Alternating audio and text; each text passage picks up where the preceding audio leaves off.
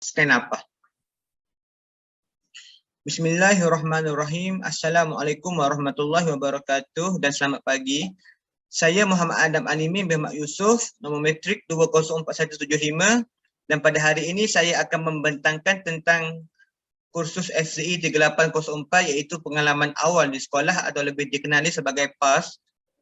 Penyelia saya iaitu Dr. Sharifah Intan Sharina Syekh Abdullah dan guru pembimbing saya ialah Encik Hassan bin Ismail. Sekolah yang telah saya jalankan program PAS iaitu Sekolah Menengah Kebahasaan Bacok.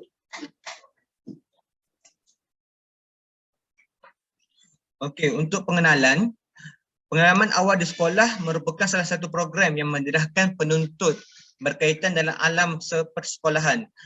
PAS ini bertujuan untuk memberi peluang kepada guru pelatih untuk memahami sekolah sebagai sebuah institusi pendidikan dan perasaan guru di dalam bilik darjah. Okey, pelaksanaan PAS banyak memberikan manfaat kepada pelajar kerana pengalaman yang dilalui secara pemerhatian boleh diaplikasikan oleh bakal guru yang akan berdepan dengan pelbagai cabaran semasa ditempatkan di sekolah kelak. Okey. Untuk latar belakang sekolah, saya telah pecahkan kepada 5 iaitu sejarah sekolah, lokasi sekolah, misi dan visi, infrastruktur sekolah dan persekitaran sekolah dan bilik darjah. Okey, untuk sejarah sekolah, Sekolah Menengah Kebahasaan Bacok atau SMKB diasaskan pada tahun 1956 dan dikenali dengan nama Bacok National English Secondary School. Pada tahun 1960, kelas aliran Melayu dimulakan. Pada 1968, dijadikan pusat tingkatan 4 daerah Bacok dan 1981 dijadikan pusat tingkatan 6 iaitu Pra-Universiti Daerah Bacok. Pada tahun 2000, kelas pendidikan khas dimulakan dan merupakan satu-satunya sekolah yang mempunyai pendidikan khas di daerah Bacok. Pada 2007, kelas rancangan khas atau KRK dimulakan. Dan pada 2008, SMK Bacok dinaik taraf sebagai Sekolah Rancangan Khas SRK di Pejabat Pendidikan Daerah Bacok. Okey, Sekolah Menengah Kebahasaan Bacok mempunyai falsafah sekolah yang tersendiri iaitu kemudi, iaitu kental, efektif, mesra, unggul, dinamik dan ilmu. Manakala matlamat SMK Bacok ialah pengurusan berkualiti dan prestasi kerja cemerlang berdasarkan standard kualiti Malaysia. Okey, untuk misi dan visi sekolah ialah pendidikan berkualiti insan terdidik negara sejahtera. Dan misi sekolah ialah melestarikan sistem pendidikan yang berkualiti untuk membangunkan potensi individu bagi memenuhi aspirasi negara. Moto Sekolah Menengah Kebahasaan Bacok ialah cemerlang, gemilang dan terbilang. Moto ini telah lama dibentuk yang mana ianya merupakan simbol dan penyuntik semangat bagi pelajar di SMK Bacok untuk terus menjanjikan kegemilangan dalam semua bentuk, tidak kira kurikulum dan kurikulum. Okey, lokasi SMK Bacok. Lokasi SMK Bacok berada di dalam daerah jajahan Bacok yang mana daerah Bacok ini salah satu daripada 10 daerah di jajahan pentadbiran negeri Kelantan. Daerah Bacok juga mempunyai 14 sekolah menengah. Pelbagai kemudahan yang terdapat di kawasan berhampiran SMKB ini. Yang mana SMKB ini terletak di kawasan berhampiran dengan Pejabat Pendaftaran dan Jabatan Kerja Raya Bacok. Selain itu, SMKB ini juga berhampiran dengan Balai Polis Daerah Bacok, Balai Bomba dan Pejabat Pos. Selain itu, sekolah ini juga berhampiran dengan pantai yang mana merupakan tempat rekreasi yang tersohor di daerah Bacok, iaitu Pantai Irama. Okey, untuk infrastruktur sekolah, saya telah meletakkan 3 gambar iaitu infrastruktur bengkel sains pertanian, pemandangan Sekolah Menengah Kebahasaan Bacok dan Taman Herba Persatuan Sains Pertanian. Okey, untuk persekitaran sekolah dan bilik darjah, terdapat 5 gambar yang telah saya letakkan di slide saya pada kali ini iaitu yang pertama, pelan laluan pelajar dan guru pasca COVID-19 di mana terdapat laluan yang tidak dibenarkan oleh pihak sekolah dan laluan yang dibenarkan oleh pihak sekolah. Hal ini adalah untuk mengekang penularan wabak COVID-19 dan mengelakkan daripada aktiviti berkumpulan. Okey, untuk nombor 2, pelan laluan pelajar dan guru sebelum pandemik COVID-19 ini. Gambar nombor 3 merupakan gambar suasana di dalam kelas yang di mana susun atur meja dan kerusi di dalam kelas mengikut standard pembelajaran abad ke-21. Nombor 4 di mana nombor 4 ialah susunan kelas semasa pandemik COVID-19 di mana meja dan kerusi disusun berasingan antara pelajar dengan pelajar yang lain. Gambar nombor 5 pula merupakan sesi pembelajaran atas talian subjek sains pertanian yang telah saya sertai di SMK Bacok tersebut. Okey, proses PDPR secara atas talian saya telah menghighlightkan 2 iaitu kekuatan dan kelemahan.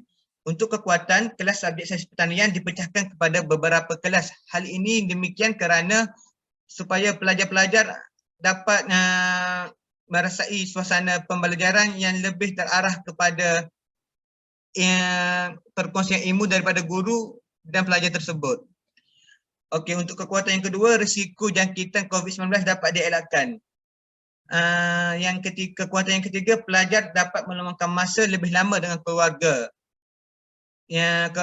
Bagi kelemahan pula, saya telah meletakkan 4 kelemahan iaitu suasana tidak kondusif di mana pelajar-pelajar di rumah tidak mempunyai kelengkapan untuk menyertai PDPR untuk menyertai kelas atas talian yang mencukupi, di mana seperti yang kita sedia maklum, pelajar di SMK Bacok ini ada di kalangan yang kurang berkemampuan di mana mereka tidak dapat memiliki fasiliti pembelajaran yang seperti ada di bilik darjah. Untuk kelemahan yang kedua, masalah capaian internet. Masalah capaian internet di mana pelajar-pelajar yang tinggal di kawasan luar bandar sedikit terjejas untuk menyertai kelas atas talian, tetapi alhamdulillah mereka mampu untuk menyertai kelas atas talian. Okey, kelemahan yang ketiga, sulit untuk menyiapkan kerja khusus, di mana pelajar tingkatan 4 dan tingkatan 5 SMK Bacok yang mengambil subjek sains pertanian perlu menjalankan kerja kursus. Ini sedikit sebanyak mengganggu mereka dalam menyiapkan kerja tersebut. Kelemahan yang keempat, kelengkapan yang tidak mencukupi. Okey, untuk pelaksanaan kebat, guru bertanyakan soalan yang berkaitan topik pengajaran yang luar daripada kebiasaan.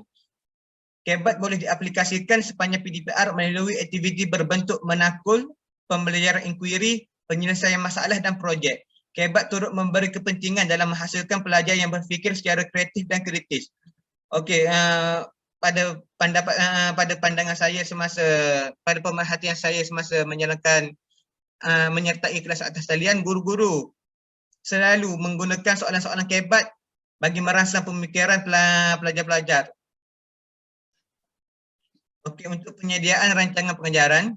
Pengajaran ini dibina sebagai panduan para guru untuk mengajar dengan lebih sistematik dan efektif serta mampu untuk mencapai apa yang diobjektifkan dalam sesi pengajaran dan pembelajaran. Okey, RPH ini penting untuk dijadikan bahan bukti bahawa guru telah membuat perancangan rapi terlebih dahulu sebelum masuk ke dalam kelas. Rancangan pengajaran harian yang dibina haruslah berdasarkan rancangan tahunan. Butiran yang perlu dicetakkan dalam rancangan pengajaran harian adalah hari dan tarikh, mata pelajaran dan kelas, masa, tajuk dan objektif, kemahiran yang ingin dicapai, aktiviti yang dijalankan serta impak dan refleksi. Okey, untuk alat bantu mengajar ABM dan bahan bantu mengajar BBM, berdasarkan pemerhatian saya, guru sains pertanian menggunakan alat bantu mengajar seperti laptop, pembesar suara semasa mengajar dan penggunaan telefon pintar. Hal ini sedikit sebanyak memudahkan guru dan pelajar untuk lebih tertarik untuk pelajar lebih tertarik menyertai kelas atas talian. Okey, untuk penggunaan bahan bantu mengajar, perkongsian video, penggunaan aplikasi Google Meet dan Zoom dan grup WhatsApp juga turut digunakan bagi memudahkan lagi perkongsian nota-nota dan kerja berkaitan dengan subjek sains pertanian tersebut. Untuk amalan pedagogi yang seringkali digunakan oleh guru sains pertanian adalah pembelajaran terarah kendiri, di mana guru memberi soalan di dalam grup WhatsApp ataupun semasa kelas atas talian melalui Google Meet. dan pelajar-pelajar perlu menyelesaikan kerja-kerja tersebut dan perlu dibentangkan pada kelas yang akan datang. Okey, amalan pedagogi yang digunakan oleh guru sains pertanian SMK Bacok ialah project based learning atau pembelajaran berasaskan projek, di mana mereka perlu mengajarkan kerja khusus. Hal ini sekaligus dapat mengasah lagi kemahiran dan pengetahuan murid terhadap subjek sains pertanian tersebut. Okey, untuk refleksi terhadap budaya kerja dan budaya sekolah, terdapat kekuatan dan kelemahan kepentingan aktiviti kokurikulum dan aktiviti kokurikulum. Okey, untuk aktiviti kokurikulum, penuntut telah diberi peluang untuk menyertai unit beruniform pengakap. Perjumpaan unit beruniform dan Kelab Persatuan SMK Bacok perlu mengadakan perjumpaan sekurang-kurangnya 5 kali setahun sepanjang tempoh PDPR. Antara kelebihan yang penuntut dapat perhatikan semasa aktiviti kurikulum dapat memupuk kerjasama antara ahli kadet. Okey, kelemahan yang dapat penuntut perhatikan ialah kurang penyertaan pelajar dalam aktiviti kurikulum atas talian. Hal ini demikian kerana dengan terdapat pelajar-pelajar yang mempunyai komitmen lain di rumah dan mereka dapat menyertai aktiviti kurikulum secara atas talian tetapi lambat untuk mereka masuk ke Google Meet tersebut. Okey, untuk proses pengendalian aktiviti kurikulum secara atas talian, yang pertama perjumpaan menerusi Google Meet dan WhatsApp.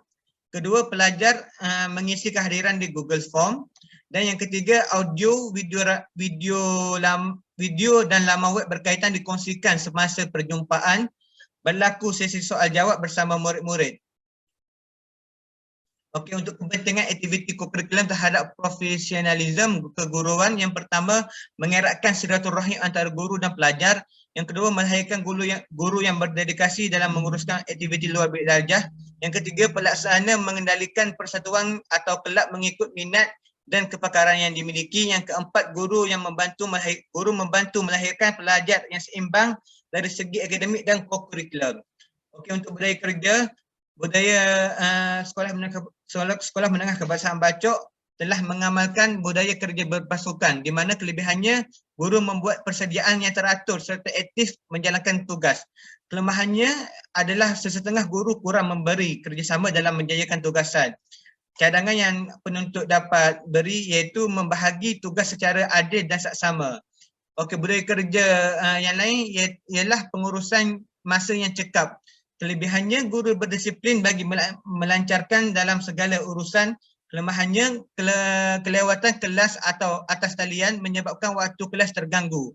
Cadangan yang diberi oleh penuntut ialah hadir tepat. Guru perlu hadir tepat pada waktu apabila kelas atas talian dijalankan.